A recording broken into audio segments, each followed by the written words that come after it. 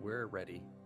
I am ready. So hopefully chat is ready for this as well. Big thanks to everybody for coming out and tuning in to all of these games as we get into our last game of the night, TT1 versus g0rynich.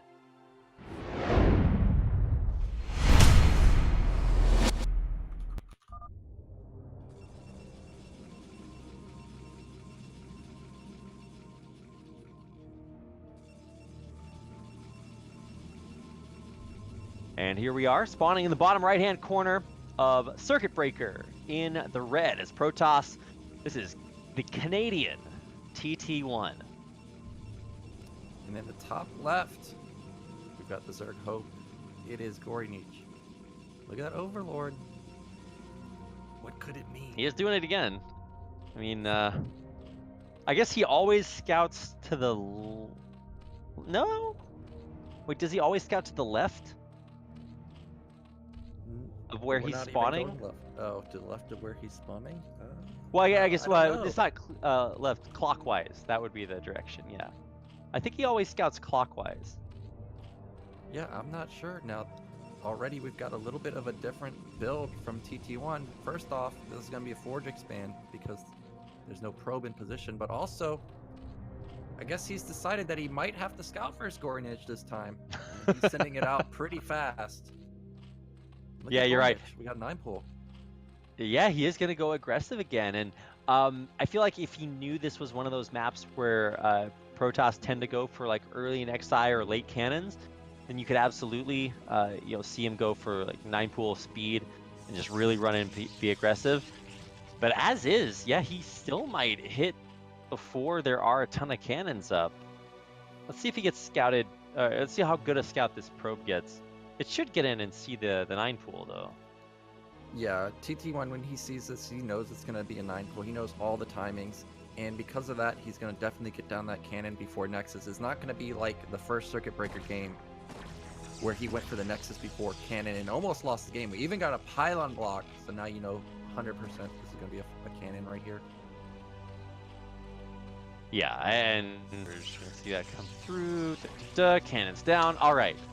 So we're checking all the boxes for surviving the early game. Ooh, reblocks with another pylon. What a jerk.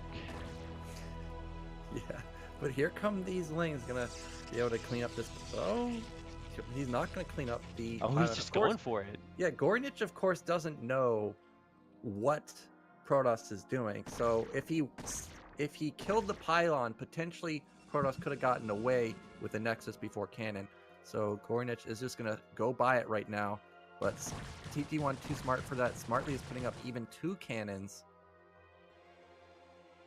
And he left one Zergling back at home to kill off the second pylon. It is going to get canceled, so no worries there. Both hatcheries are going to come up in the meantime, and g0rynich isn't the kind of player that's just going to blindly try to run through 2 cannons. It's not going to work out for you. So pulls back. He's going to have all 3 hatches up, maybe a little bit delayed, but he should be able to take this probe out and then get on with phase 2 of the build, which you might imagine is going to be some variety of 5-hatch Hydra. It seems to be what he's been going for basically every one of his games. Yeah, he's been doing that pretty often. He did go for Speedling in a lot of the early Zealot pressure games that TT1 was going for. Make sure that Zealots could not cripple his econ. Now this is not a 230 extractor for g0rynich. This is a bit later, and I think it's just because he opened 9 pool. And also, he has a 3rd hatch before the gas. So this is a little different of an opener coming out from him. Meanwhile, TT1 did lose that probe, but smartly he's sending out another one immediately, and it's going to get around these overlords. So g0rynich is not going to know that a new one is out on the map. Yeah, I'll see if that one can repenetrate and get back in there. Although there is a ramp block with Zerglings, so that should make it a little bit more difficult. I guess anything's possible with probes, man. They just seem a little bit too slippery.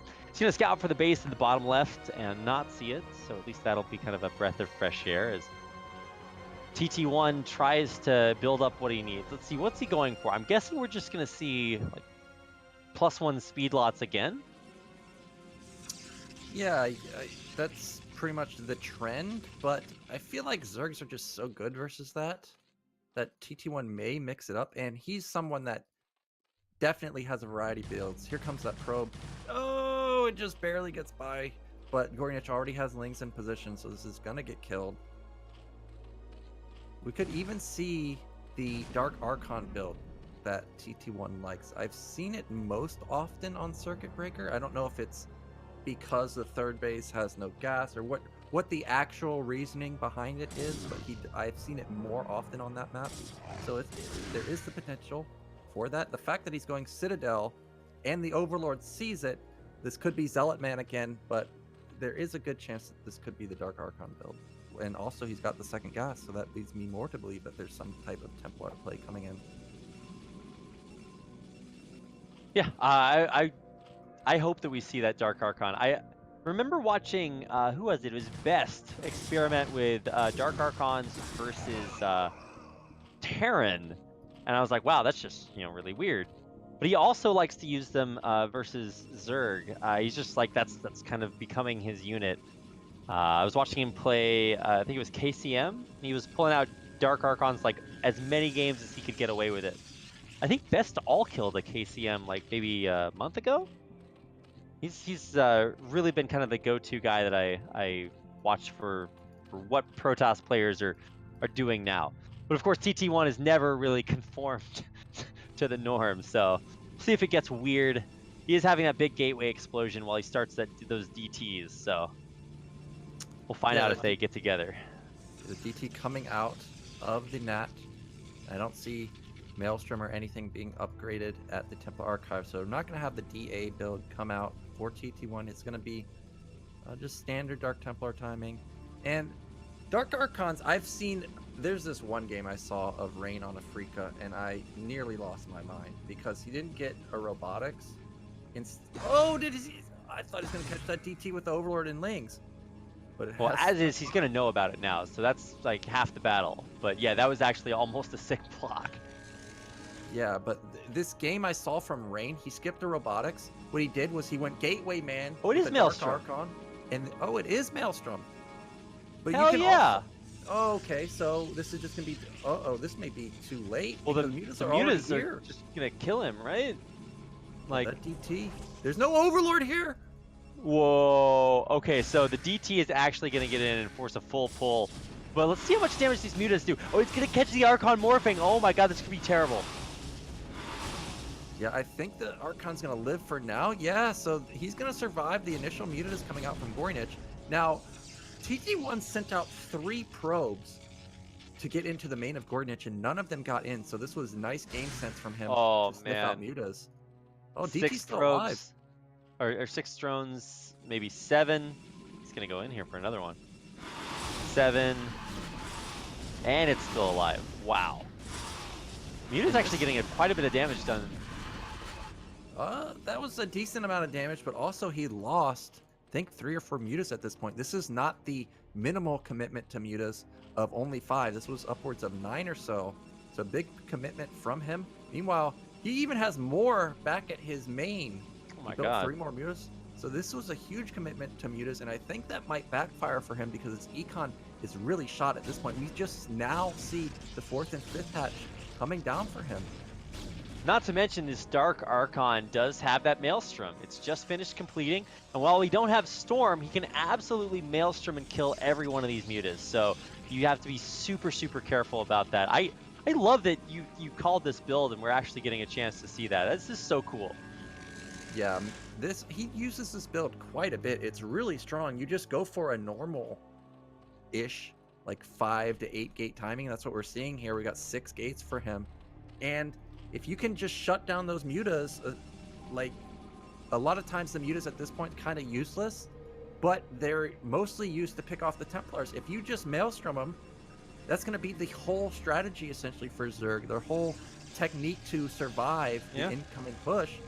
So it's just a great counter for dealing with mutas. Yeah, 8 basically full health mutas out here on the map, and let's see, do we have Storm yet? Okay, it's almost done researching, and there is, I guess only 1 High Templar. Oh yeah, you had to morph the other 2 High Templar into an Archon, so I thought there was going to be more. But it only takes 1. All you got to do is land 1 Maelstrom, 1 Storm, and you're done.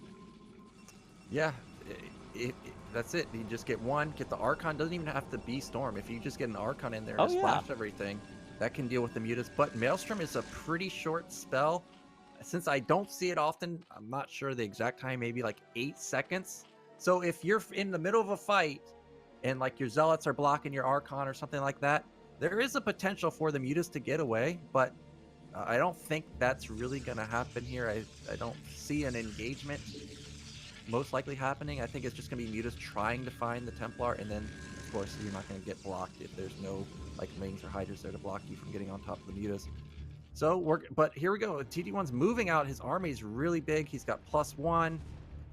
g0rynich setting up for a counterattack. I think this is probably his best move. He's got tons of Sunken set up at his third base. Looks like it is 10 range with a 7.5 second time. So lasts almost 8 seconds on fastest. So we'll get a chance, if we get a chance to see it. This is, that sentence didn't make sense, but neither does this Nexus. It's gonna get canceled instantly. Oh no, the High Templar walked forward. Is he gonna get the Storm off? Is that High Templar just dead? There it is, 6 Storm, but there's no Maelstrom along with it, so the Mutas are gonna stay alive.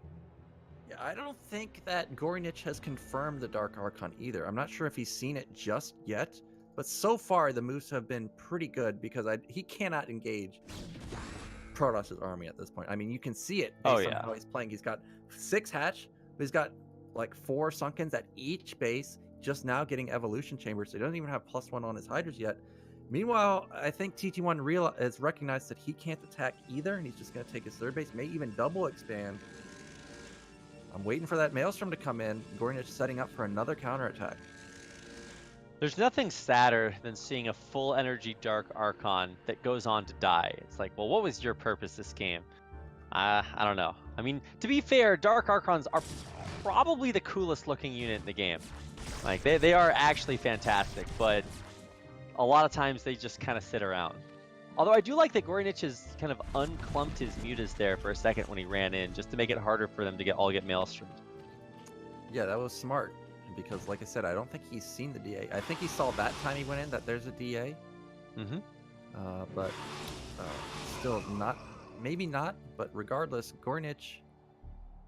Wow, both players are just going to play passive because g0rynich taking his 4th base. TT1, I think, is going to send this probe over, take his 4th base. Oh, we caught 2 more High Templar in the middle of the map. And a Dragoon, that's so rough. Let's see, what's the High Templar count? Is he down to 1? Okay, he's got 2 High Templar. Yeah, I think he's down to 2 High Templar. That is not many. Yeah, so this army from TT1 is really not that scary because it's not like he can push through the Sunken line and Lurkers. You won't have enough Storm to break through the Lurkers. Also, I was going to say his Observers are way late, but I see 2 flying in now. He's got to be careful. Cannot afford to lose those, because if he loses those, we're going to be giving up this 4th base to the Zerg. No. And also, he may even lose his 3rd base. There's really nothing here. It's just cannons. Yeah, his army is so far out of position on the opposite side of the map. The cannons are going to explode instantly. The Mutas and the Lings are just going to run over everything in their path. And what are there? There's 2 low energy High Templar. And oh my god, he's going to lose 2 more High Templar. Okay, that's a nice storm on the Mutas, but it's not enough to save the base. Yeah, meanwhile, this attack to top left isn't going to work, and he lost his Dark Archon that had full energy. Now he's trying to make it work. He's got a lot of Dragoons, but we've got high ground advantage for the Zerg. We see a ton of Sunkens here. I mean, Storms are g0rynich's worst enemy. He has not dodged the Storm all day today. And so they keep getting insane value.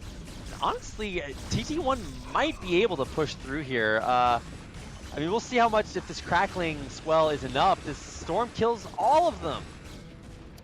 Yeah, the Storms have been amazing, but we're just dwindling down. Lurkers are getting picked off. If TT1 could stream across the map, I think there's a good chance he could bust through. But we're not streaming across the map. We're just trying to take our 3rd base. And he's basically mined out in his main, halfway mined out as natural. He needs to get his 3rd base up pretty fast. But that Storm on the Lurkers hit like 5.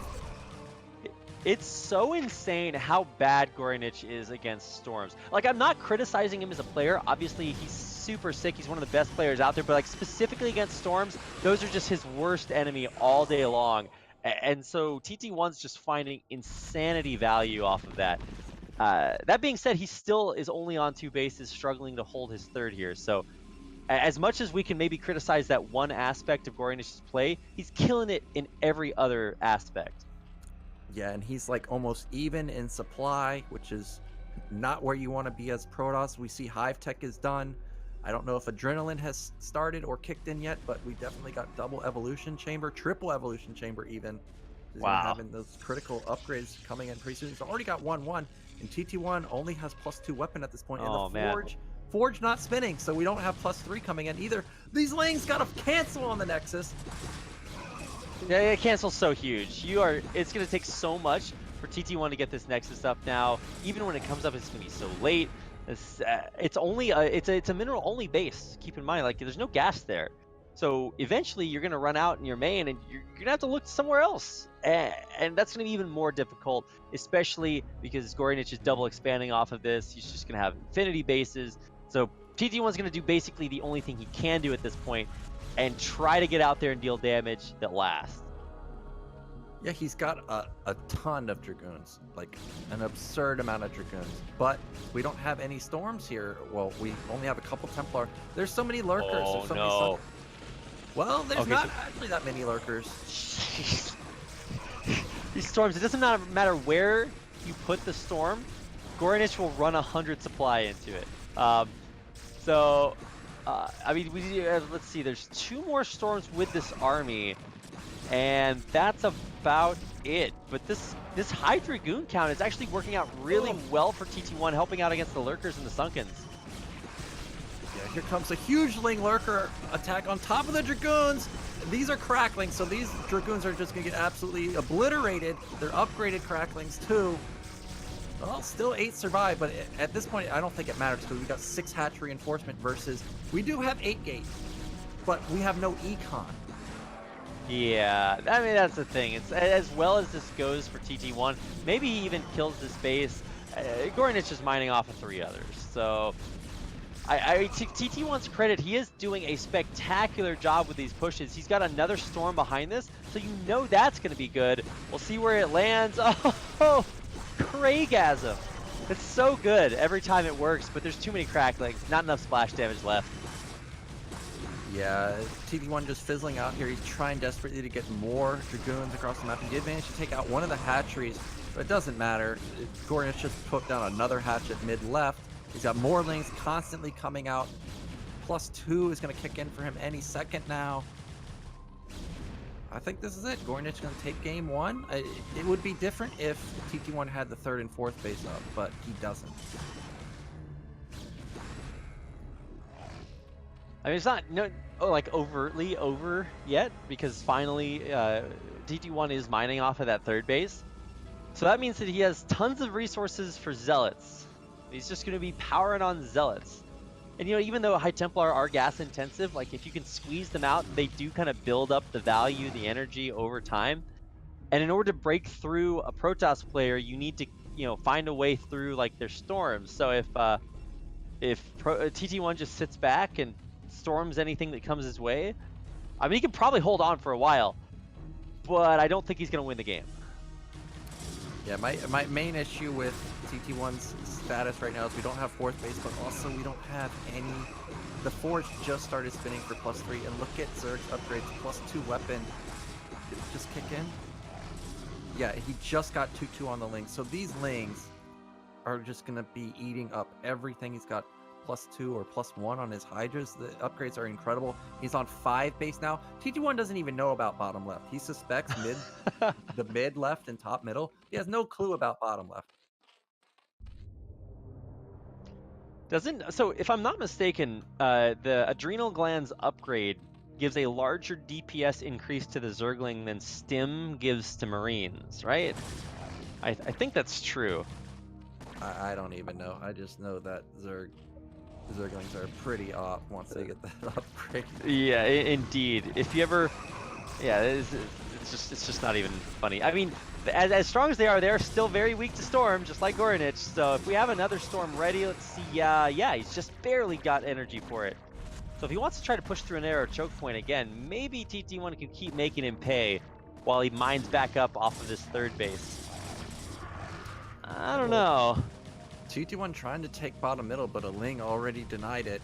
Here come those mutas that are somehow left over from earlier. Well, just one.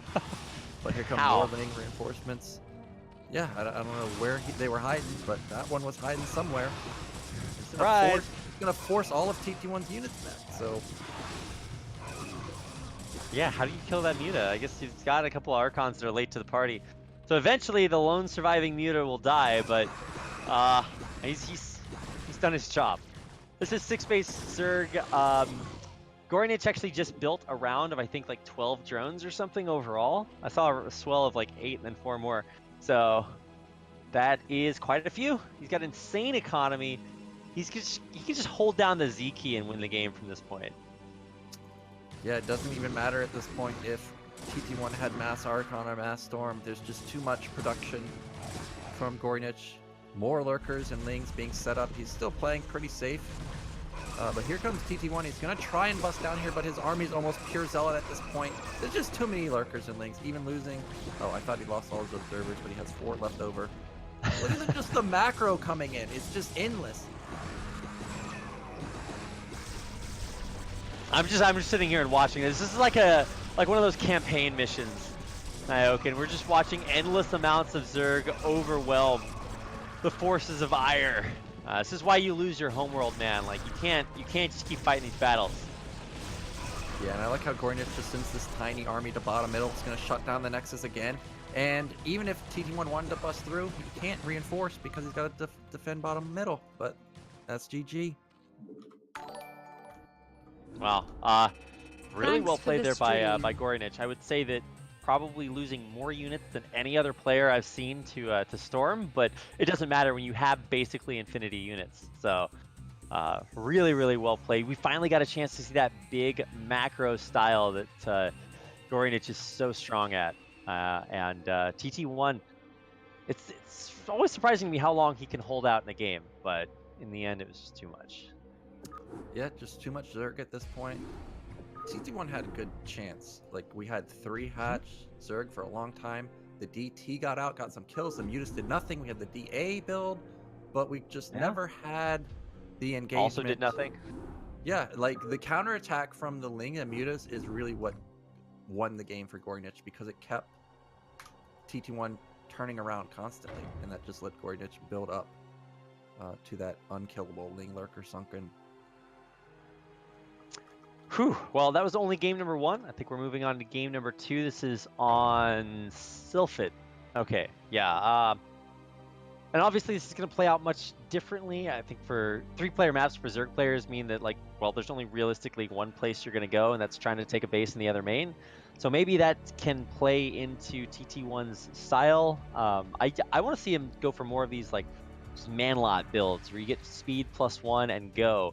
Because that seems to be the most effective way that TT1's been able to deal with g0rynich, to try to pressure him before he's able to hit that 5-hatch macro timing. So I guess we'll see. Yeah, I guess we'll see. So I'm ready to get into our next map, Sylphid. Yeah, okay, this is going to be potentially our last game of the night. It's TT1 versus g0rynich on Sylphid.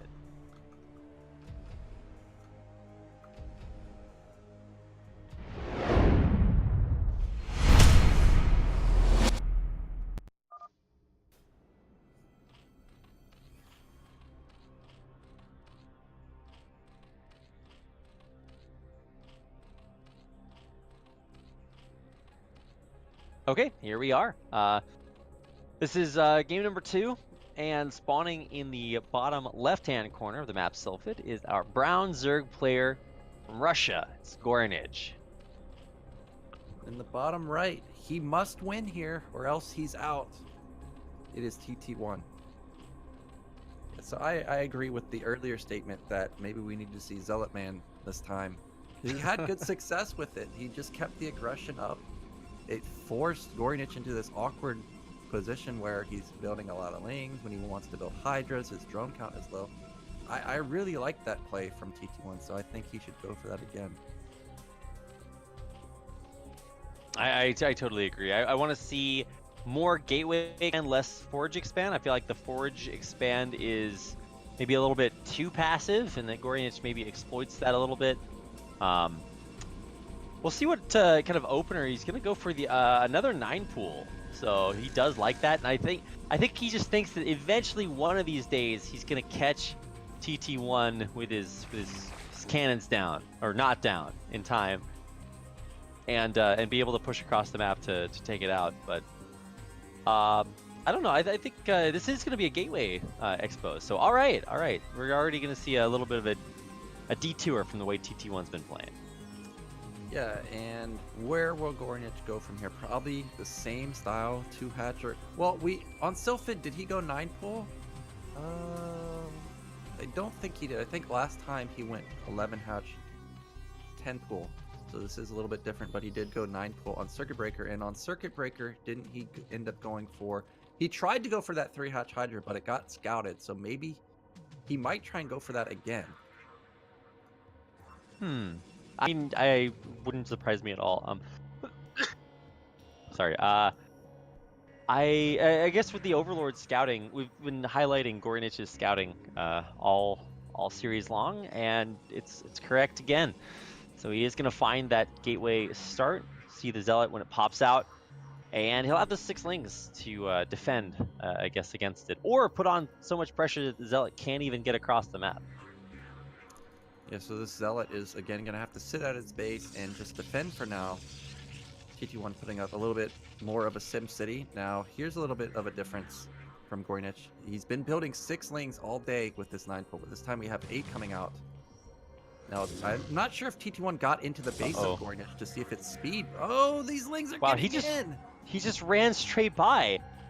Oh my god. All right, well, good luck to Slow Zealots. That is not going to be fun. He's also building a 12th pair of lings as well. So, oof. Well, we've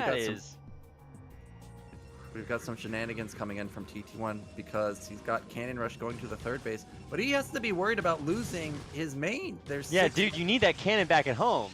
Yeah, he needs.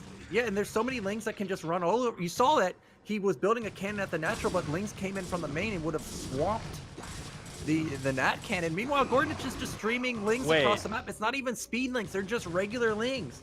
Did g0rynich just win this game? Oh my god, that cannon rush. Oh, he built a pylon, and now he's gonna build a cannon up there. But that's not where you need your cannon. You're gonna die to lings. Oh my god, this is so bad. Here we go. Also. Oh, lings running in. Oh my god, he's gonna kill everything here. He's got so many lings in. The ling flood is non-stop, and especially with lings coming in from both sides, I think he did it. Yeah, I love how he just comes in, just forces units out of position, and then he just comes back and kills that natural cannon. That natural cannon is never gonna get up ever. You're never getting it. One, you need to put it in your main or something. All that's gone. Meanwhile, and now you can just kill lings. Yeah, you can just kill the gateway. He's just flooding lings across. I think this is absolutely the correct play. Kill everything here. He's going to take down the gateway. He's going to go for the forge. Yeah, it's like, I came for the gateway, and you did nothing. I came for the forge, and then he's going to come for TT1, man. And I think this is just going to be a 2-0 for g0rynich. Our North American hope, GG's. Probe or TT1 tapping out, and g0rynich with a 2-0 victory will be our 2nd player to advance out of BSL Group B. Yeah, unfortunate for TT1 because it looked like a pretty good opener for him, but g0rynich, how did all those lings get by? All of them. Not 2, all 6 of them got by. And then I wonder what triggered him to just constantly build lings, because he had them building before even getting into the main base of TT1. But it worked out amazingly. Draw all those zealots out of position, then swamp the cannon, and then what can you do? And then also that pylon that TT1 put at the top, that was actually a huge mistake for him because he was at 23 out of 41. That could have been a cannon in his main. Or a 2nd cannon at his natural, or another zealot or whatever. Or even just a pylon to block